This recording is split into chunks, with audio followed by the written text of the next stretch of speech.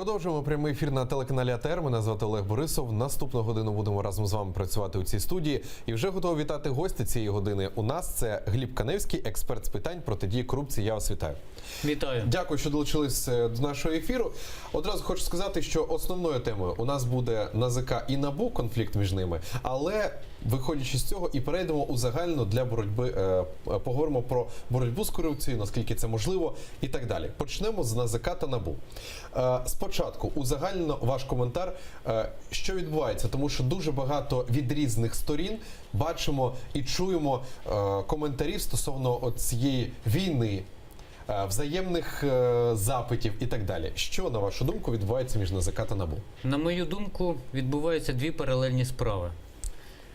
Агентство запобігання корупції розслідує зараз адміністративну справу «Конфлікт інтересів у діях директора антикорупційного бюро Ситника», коли представник бюро представляв його інтереси, і на думку НАЗК він представляв інтереси не як директора НАБУ, а його приватні інтереси.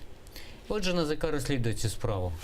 З іншої сторони, бюро, як правоохоронний орган, розслідує вже кримінальну справу, а саме підозрюють голову НАЗК, в свою чергу Корчак, в тому, що вона приховала від своєї декларації, як би це не іронічно звучало, автомобіль, яким користується, але однак який записаний на її родичів. От. Що сказати? Дві справи – це просто справи, да? Тобто немає ще вироків суду, не в першій, не в другій. Скажімо так, НАЗК робить свою роботу, НАБУ робить свою роботу. Однак, зважаючи на заполітизований сам процес навколо будь-якого кроку НАБУ, да, ми пам'ятаємо, що антикорупційне бюро, воно зараз веде кілька дуже важливих кримінальних проваджень, я не побоюсь цього слова, проти одних із перших осіб в державі. І тому, звичайно, ці перші особи держави, фігуранти, вони намагаються будь-який крок НАБУ дискредитувати, будь-який крок НАБУ завадити йому фактично і виставити антикорупційне бюро перед суспільством в невигідному світлі. Тому, коли два органи, НАЗК в даному випадку і НАБУ, почали, скажімо так, рутинну справу, один розслідує кримінальну справу, другий адміністративний, але ще раз кажу, це не вироки суддів, да? Тобто це просто справи, вони зараз перевіряють по факту, перевіряють матеріали і, можливо, вже буквально через місяць обидві справи будуть закриті без жодних результатів. Розумієте? От. Дуже сильно ці справи передали їм такого політичного відтінку і змусили фактично керівників двох органів, підштовхнули їх до такої медійної боротьби між собою.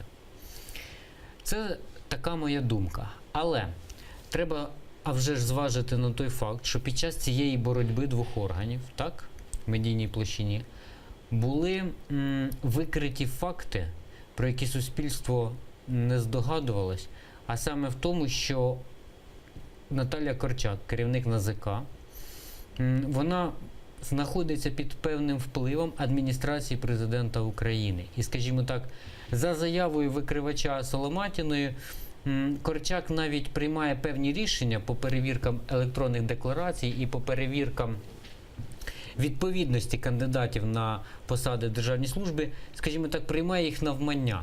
Робить позитивні висновки або негативні, не по об'єктивним обставинам, а так, як потребує того, скажімо, той вплив з адміністрації президента.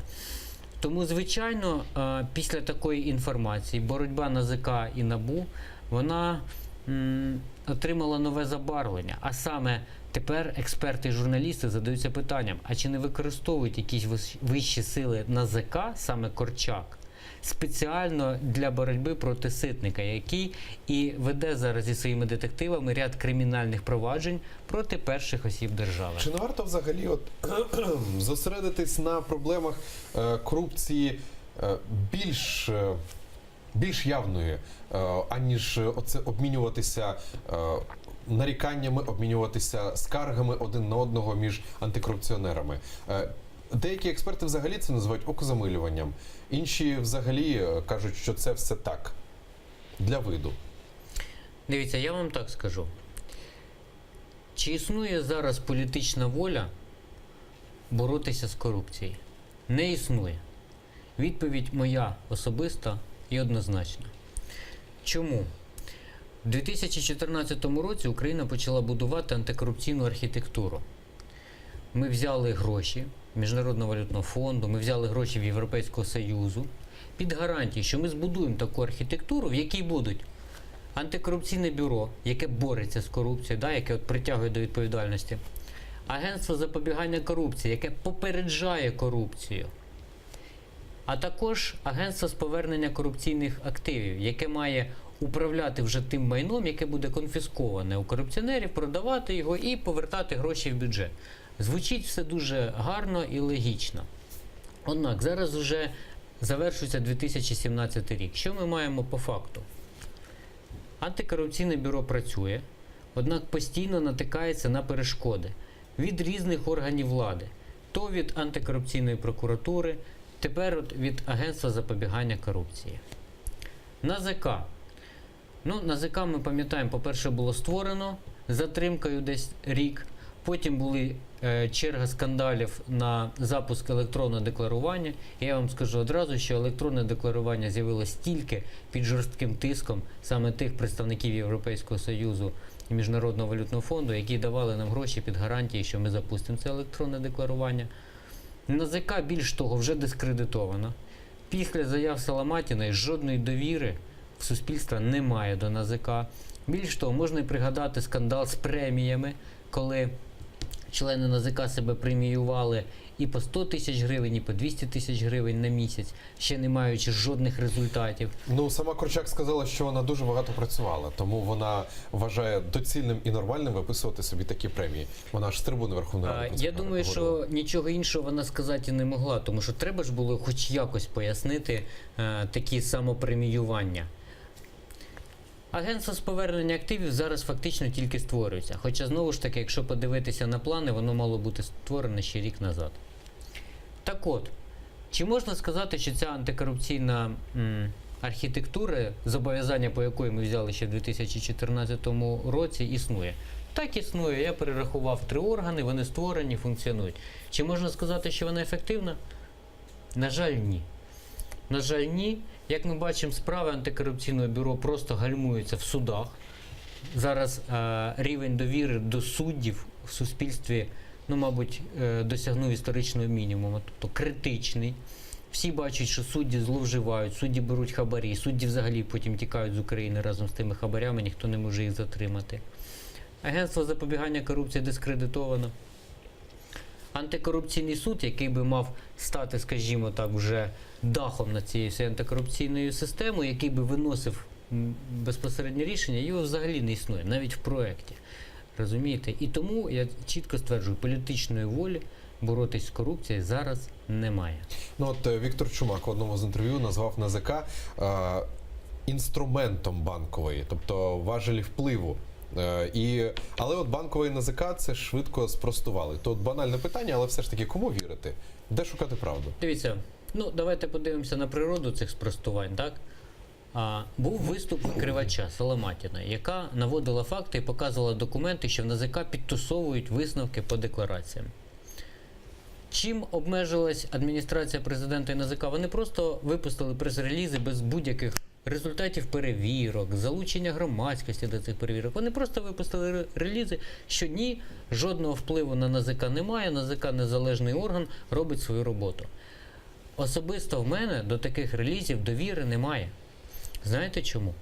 Тому що якщо самий головний антикорупційний орган звинувачують в корупції, то мала бути негайно утворена робоча група, куди мали війти міжнародні експерти, які давали гроші на створення НАЗК, українські експерти, які мають авторитет і підтримку суспільства, незалежні, журналісти, які розбираються в антикорупційній тематиці, для того, щоб вони передивились документи, передивились, як організована робота в НАЗК, передивились, чи можливо підтасовувати документи, провели якісь закриті інтерв'ю з співробітниками, можливо, ще є викривачі, які могли б надати додаткові факти. І вже після вердикту такої комісії, чи робочої групи, чи Бог як її назвати, але щоб вона була створена, можна було б чітко сказати, чи був вплив адміністрації президента, чи не був. Однак, якщо ми зараз бачимо, що фактично адміністрація президента і НАЗК обмежились звичайними релізами, То як можна довіряти тепер цим інституціям? Ну і невже таке буде продовжуватись і надалі? І невже цю ситуацію ніяк не можна виправити зараз? Якщо от ви кажете, що Надалі я можу спрогнозувати розвиток подій, який буде розвиватися ще більш негативному фоні. Чому? Ну, по-перше, перевірки декларацій тривають. За заявою ж самого агентства, вони із 1,5 мільйона документів встигли перевірити тільки 81. от чому так теж? От чому так довго і що заважає взагалі перевіряти і робити швидко це все? Моя особиста відповідь проста. Ніхто в НАЗК і в адміністрації президента, і тим більше в українському парламенті, в українському уряді не зацікавлений, щоб антикорупційна система працювала. А на що тоді її створювали? Для того, щоб взяти в 2014-2015 роках міжнародну допомогу, яка на той час була вкрай необхідна в Україні. Згадайте, тоді нападала активно Росія, тоді втік Янукович, в бюджеті була діра, треба було новій владі, Порошенко тільки став президентом, тільки новий парламент, завів туди свою фракцію, Народний фронт, всі нові. Їм треба було якось закріпитись при владі. Для того, щоб закріпитись, треба було гроші. Гроші вони могли взяти тільки в міжнародних партнерів, і вони були готові обіцяти все, що завгодно, розумієте? Проблема, скажімо так, помилка міжнародних партнерів, що вони ще тоді не вимагали антикорупційний суд. Вони вже зрозуміли, що антикорупційний суд треба було вимагати ще в 2014 році.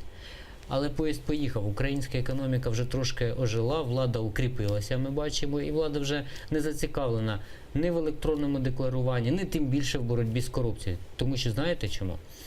Чиї електронні декларації знаходяться в реєстрі декларацій?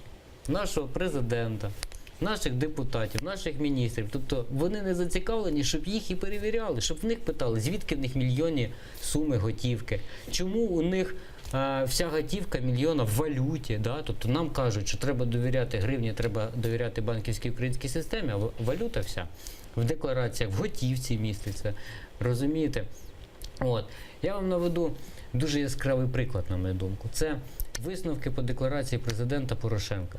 Всі бачили сюжет, вся країна, що він користується віллою в Іспанії. Але якщо ви заглянете в його декларацію, то її там немає. Представники президента пояснюють це просто. Вілла зареєстрована на приватну фірму іноземну. Відповідно, фірму він зареєстрував, а те, що там у власності фірми, має право по закону не реєструвати. Питання до НАЗК. Я читав просто висновки, я бачив, що в цих висновках про те, як НАЗК перевіряла декларацію президента, немає жодної згадки про Іспанію. Тобто, що має зробити НАЗК в даному випадку? Воно мало надіслати відповідні листи в Королівство Іспанії і запитати, що це за маєток, кому він належить, на яких правах, щоб попросити підтверджуючі документи. НАЗК цього просто банально не зробило. Не надіслало жодного листа в Іспанію. Скажімо так, просто повірило на слово президенту. І таких випадків можна назвати безліч. Добре, а як взагалі тоді зараз можна вплинути на НАЗК і взагалі вплинути на цю ситуацію? Тому що от останнім часом, от як ви сказали правильно, да, що здебільшого довіра до антикорупційних органів, зокрема НАЗК, вона прирівняна до нуля. Так, ну ми не знаємо Скажімо статистику. так, низька. Скажімо так, низька. Так, знову ж таки, за словами громадськості і експертів. Як можна вплинути на цю ситуацію? І чи будемо спостерігати до останнього за цим от? Ви знаєте, це загадка. Це загадка для експертів. А що робити з НАЗК? Річ у тім, що Бо звільнити її ніхто не може. закон прописували так, щоб забезпечити максимальну незалежність членів НАЗК. Щоб ніхто не міг їх звільнити, розумієте? Ніхто. Тобто закон прописували, щоб НАЗК був дієвим органом. В результаті, на жаль, сталася іронія долі. І зараз ми бачимо, що голова НАЗК, якби суспільство хоче побачити її відставку, але практично реалізувати це неможливо. Тобто фактично Корчак може тільки сама піти у відставку. Очевидно, що з такою зарплатою вона не хоче йти у відставку. Що робити в даному випадку? Ну, перший варіант. Експерти пропонують прийняти новий закон, яким змінити конфігурацію керівництва НАЗК і передбачити от якісь елементи звільнення, щоб якщо вже після Корчак хтось інший прийде, щоб його можна вже було якось звільнити, чи через Кабмін, там, чи через парламент, через різні механізми. Але для того, щоб прийняти новий закон, ну, треба час.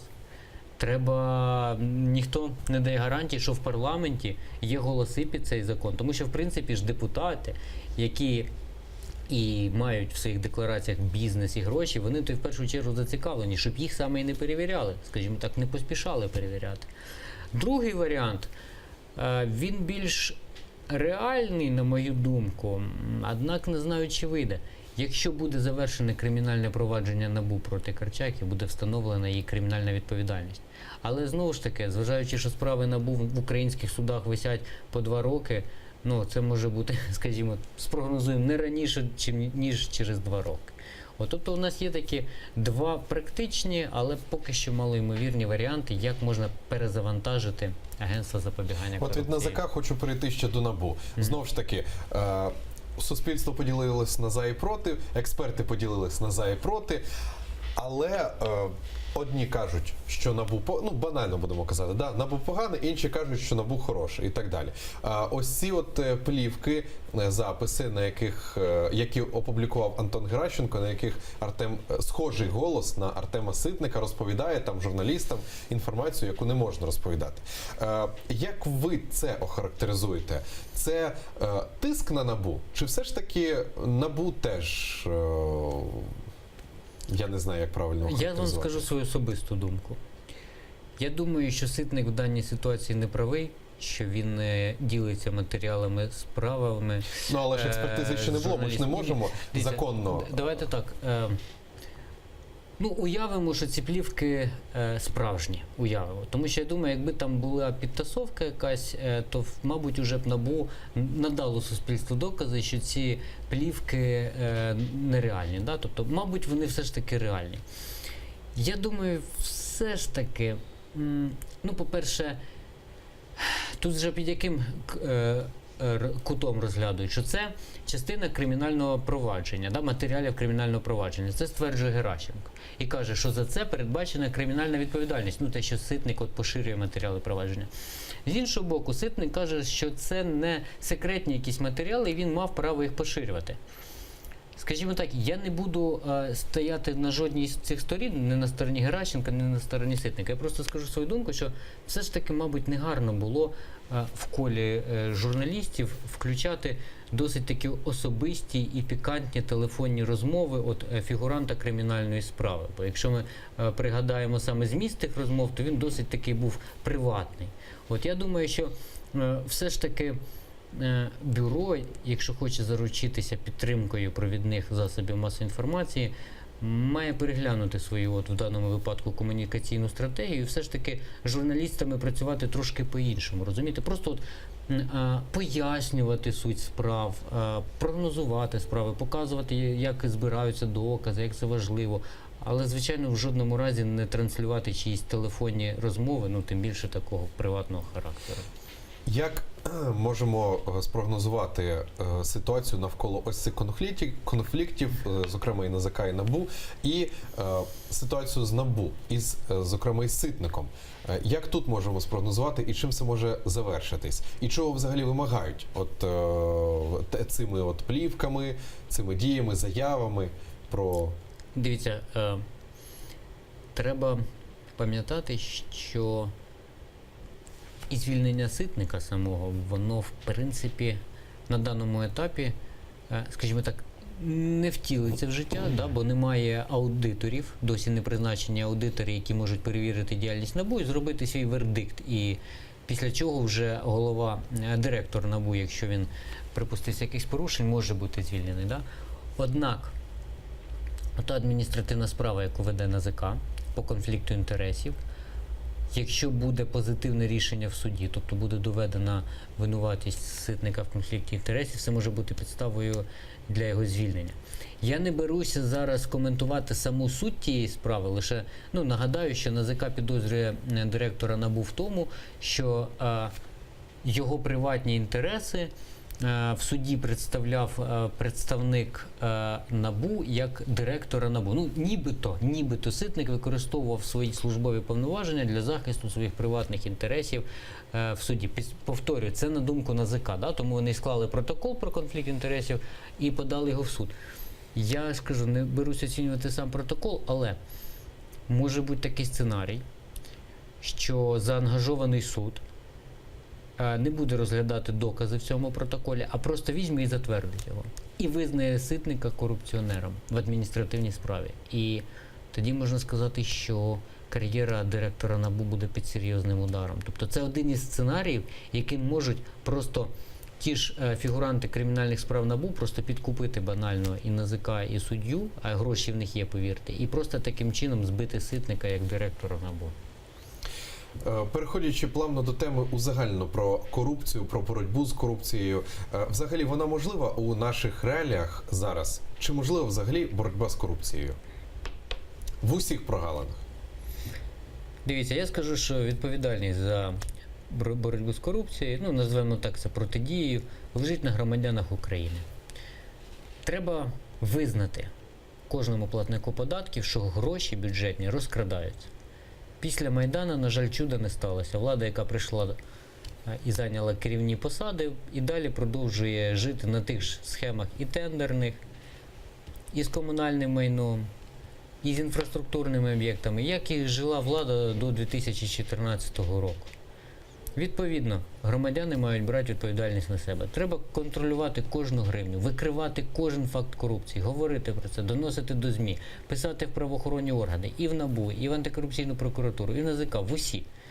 Аби хоч десь ця інформація зачепилась і розвивалась. Розумієте? Крадуть на всіх рівнях.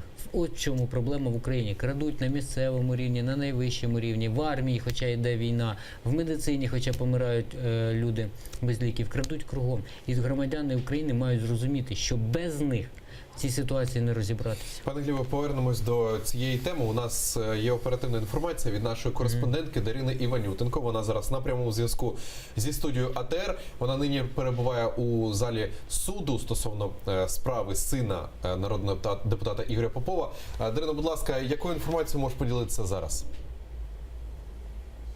Буквально декілька хвилин тому суддя Оболонського суду виніс вирок про обрання запобіжного заходу для 14-річного сина народного депутата, який декілька днів тому з ще одним однолітком пограбували магазин у столиці. Вони зайшли туди, начебто, з пістолетом і погрозами змусили продавчиню вийняти з каси 2,5 тисячі гривень. Майже одразу поліцейські їх затримали. Суддя нічого не сказав про носіння електронного браслету. Перед судовим засіданням народний депутат від Радикальної партії сказав, що компенсує як матеріальну, так і моральну шкоду для постраждалих від дій його сина та буде співпрацювати зі слідством. Після засідання він розказав, що з другим хлопцем він не був знайомим, і соціальна служба, яка приходила до цього другого хлопця, Владислава його звати, він на рік всього старший від Богдана Попова, сказали, що там повна сім'я, і буквально хвилину тому конвоїри другого підозрюваного завели до зали суду. На питання, чому він це зробив, він сказав, цитую, «по глупості». Зараз у ці хвилини для нього проходить слухання у другого підозрюваного щодо цієї справи. Прокурори ж сказали після засідання, що не задоволені рішенням суду та будуть його оскаржувати та проводити балістичну експертизу щодо пістолету, з яким зайшли хлопці у цей магазин. Він був чи або травматичною зброєю, або вогнепальною зброєю. Адвокати ж сказали, що засідання саме було закритим, тому що хлопець є неповнолітнім. Адвокати ж сказали, що просто не хочуть травмувати його психіку. Після судового засідання Ігор Попов сказав, що з сином буде проводити серйозну бесіду, і в кінці своєї промови навіть почав плакати. На цю хвилину у мене все. Студія. Дякую тобі дуже. Дарина Іванютенко, кореспондент телеканалу АТР, була на прямому зв'язку зі студією. Розповіла про ситуацію у залі судових засідань стосовно сина нардепа Ігоря Попова. Давайте відведемось трошечки від слів нашої кореспондентки. Як ви вбачаєте цю ситуацію? Як так може трапити, що син народного депутата вчиняє такі злочини? Ви знаєте, це трагедія в сім'ї, тому я не знаю, що тут коментувати. Більше того, це кримінал, а я все ж таки спеціаліст в антикорупційних Ваша узагальна, як громадянина звичайного. Тут я не як експерт вас питаю. Коротко. Знаєте, можливо, нам всім треба задуматись над вихованням наших дітей, тому що зараз сучасне життя, воно досить швидке, і економічні кризи, вони змушують українців багато працювати і фактично приділяти менше часу своїм родинам. Але треба пам'ятати, що, мабуть, родини – це і є те джерело енергії, за яким треба опікуватись, щоб потім це джерело не стало джерелом трагедії. Дякуємо за відповідь. Отож, повернемось до нашої основної теми. Це боротьба, протидія корупції. Ми закінчили на тому, що от узагальнено в наших реаліях зараз такі ситуації, в якій перебуває країна, чи реальна протидія корупції? Коротко, будь ласка, ще раз. Протидія реальна, якщо кожен платник податків він почне контролювати гроші, які витрачає влада. Розумієте, владі треба задавати рамки, її треба контролювати. І тоді хай хоч чорти керують країною, але якщо вони будуть в чітких рамках, вони не зможуть зробити крока ні вліво, ні вправо. Але ж ми бачимо, що все ж таки, зокрема, експерти кажуть, да, що не давай там хабарі, там, і тоді треба почати зі своєї голови, да, от як експерти кажуть, і почати треба з себе. Але все ж таки, на такому етапі, саме зараз, коли корупція звідусіль, який досвід міжнародних, точніше, який досвід вже країн, які цю корупцію побороли, як вони з нею боролися? Тобто це зрозуміло, що треба починати зі своєї голови, але все ж таки таким чином це діяти буде мало у нас. Який досвід міжнародних спільнот? Давайте так. Рецепт простий. В першу чергу створюються відповідні антикорупційні органи, які мають бюджети, мають повноваження законодавчі, і ці антикорупційні органи створюються під пильним наглядом громадськості. Заводяться туди зовсім нові люди, які, можливо, навіть не мають досвіду, але мають бажання, мають чесну репутацію, які хочуть себе реалізувати. Таким чином, ці органи мають і працювати потім під наглядом громадськості, да? Щоб не було кроку ні вліво, ні вправо, щоб вони приносили результати, не було спокус зійти з цього шляху боротьби з корупцією. Я хочу навести конкретний приклад, дуже характерний в Україні, як формувалося антикорупційне бюро. Пам'ятаєте, якщо згадати, то 2 роки назад і директора НАБУ, і його заступників, і потім керівників департаментів, детективів постійно вибирала комісія, в яку входили представники громадськості. Представники, які мали авторитет, які мали довіру суспільства. Це були відкриті конкурси, все транслювалось в інтернеті. Да? Тобто громадськість реально впливала. Якщо викривали якогось сумнівного кандидата, його відсіювали просто. Він не проходив в антикорупційне бюро, розумієте? Таким чином більш-менш утворився орган, який ми зараз бачимо, дає певні результати. Ну, принаймні, він намагається дотягнутися до, скажімо так, недоторканих певних прізвищ, так? Я думаю, що Україні для того, щоб вийти з цієї кризи, треба так само переформувати зараз НАЗК, да, тобто перезапустити конкурс, знести те керівництво, що є, перезапустити конкурс, обрати знову нових членів, але під пильним оком громадськості, щоб це були люди з репутацією, моральні авторитети, розумієте? Так само треба створювати антикорупційний суд, щоб туди війшли правники, які мають авторитет, нехай вони не будуть суддями, нехай вони не мають суддівського досвіду, але щоб це були юристи, щоб це були люди з чесною репутацією, щоб вони могли, головне, всі ці претенденти на антикорупційні органи, щоб вони могли пояснити свої декларації, щоб не були оцих пояснень, що на Мазераті їздить теща, а це бабуся мені купила будинок і тому подібні речі. Щоб люди чітко могли сказати, що так, я працював, заробив ось таку суму грошей, і ось мені не соромно за ці гроші. Але ж бачите, яка ситуація виходить, що саме від цих людей, у яких тещі їздять на Мазераті і так далі, і залежить доля оцих антикорупційних органів. Залежить. Тут це вже філософське питання. Кого вибирають виборці, ті і керують країною. Але я оптиміст, я думаю, що з кожними новими виборами після Майдану влада буде все ж таки все більше і більше оновлюватись. Якщо подивитись навіть на цей парламент 2014 року, то він, скажімо так, набагато відкритіший і ефективніший, ніж був парламент 2012 року, так, попередній. Я думаю, що вже парламент після наступних виборів буде ще більш ефективніший, тобто туди пройде ще більш доброчесних людей, які будуть намагатися трошки змінити ті правила гри, які існують під куполом Верховної Ради. Тобто ви більш оптимістично зараз ставитесь до цього і все ж таки вірите в те, що надалі все буде гаразд, умовно так кажучи. Все в наших руках, розумієте? Тут питання, я ж кажу ще раз, до всіх нас, до платників податків. Нам треба усвідомити свою роль в цій державі. На жаль, у нас нема, знаєте, такої традиції стосунків з державою. Тобто був Радянський Союз, де просто була держава, накази і інструкції. Так? І там, в принципі, ніхто не задумувався, що є громадяни, просто є Радянський Союз і все. Зараз ми демократична країна, ми республіка, і тут кожен громадянин, він має свої обов'язки, має свої права. Він платить гроші на утримання цієї держави, врешті-решт. І він має право вимагати за ці гроші якісні послуги від президента, від депутатів, від Кабміну, ну і від усіх інших органів влади. Розумієте? Так от, чим більше громадян і чим раніше вони зрозуміють, як вимагати ці послуги, в тому числі і через вибори, в тому числі і через контроль над бюджетними грошима, тим швидше буде змінюватись країна. А от ще скажіть таке, чи впливають ось такі от перипетії і чвари між антикорупціонерами на боротьбу з реальною корупцією? Я думаю, вони гальмують реальну боротьбу з корупцією. Розумієте, витрачається ресурс на такі чвари, витрачається час, витрачаються зусилля спеціалістів.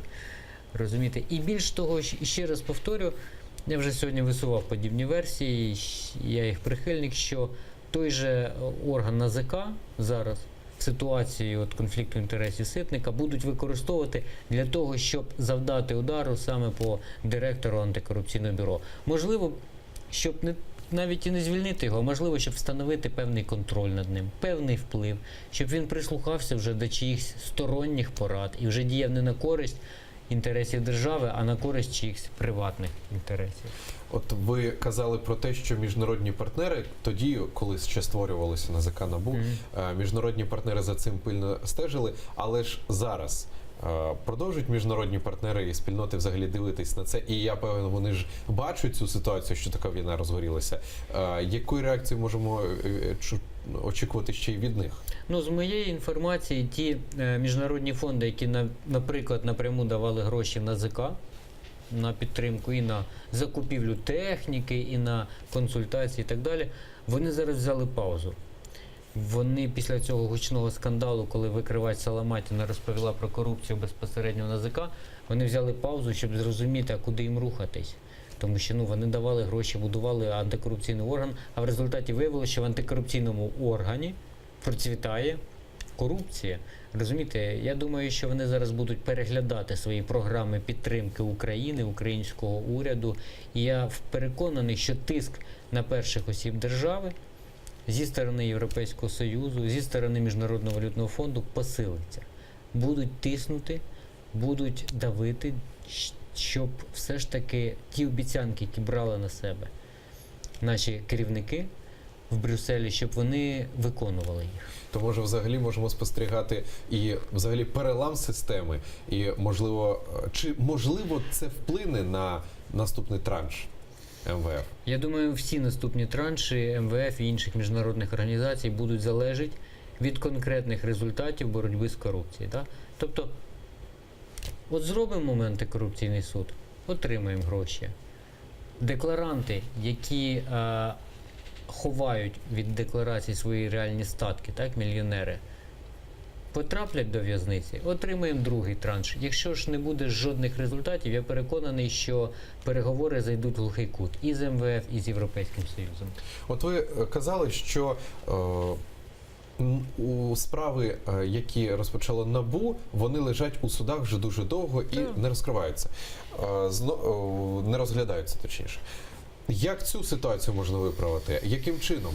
Можливо, створення антикорупційного суду на це якось вплине. Але знову ж таки, враховуючи те, що колись була схожа ситуація, так проведемо паралелі, що НАЗК, коли створювали, казали, що ми будемо відкривати списки усіх, ми будемо ловити корупціонерів і будемо бачити, хто наживається на українському народові. Чи, можливо, і зараз створення антикорупційного суду затягується саме через те, що якісь механізми там прокладають задля того, щоб потім все це прахувати? Ви знаєте, я думаю, поки ми з вами говоримо, зараз в різних точках впливу, там і на Банковій, і на Грушевського, зараз розробляються певні альтернативні механізми, законопроекти, от якісь якогось антикорупційного суду, щоб він був врешті-решт під чимсь впливом, там, чи під впливом депутатів, чи певних політичних сил, чи президента, чи, можливо, навіть уряду. Я думаю, такі альтернативи розробляються. Але будемо відвертими.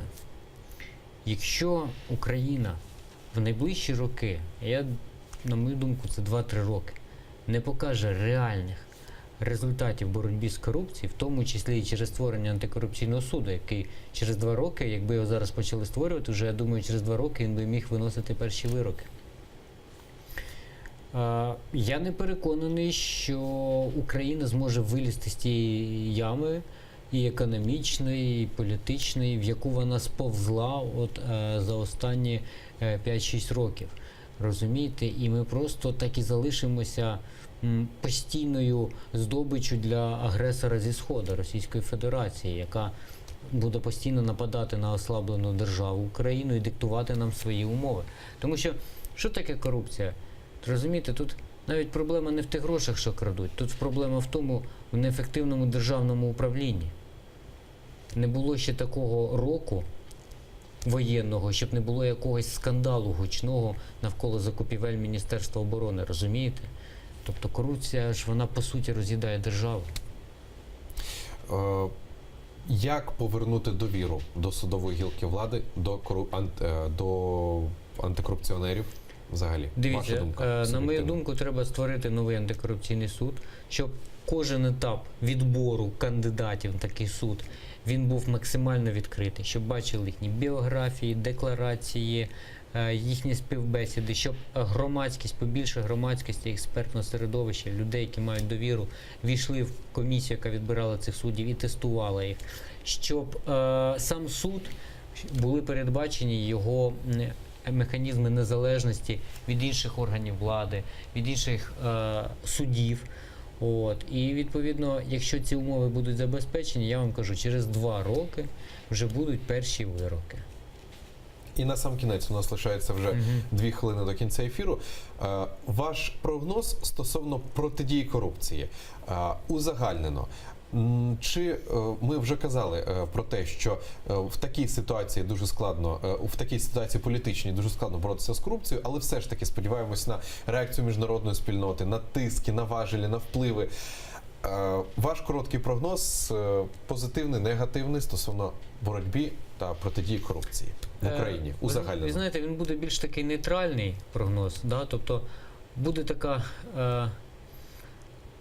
повільна боротьба, скажімо, за сфери впливу на антикорупційні органи, вона буде продовжуватись.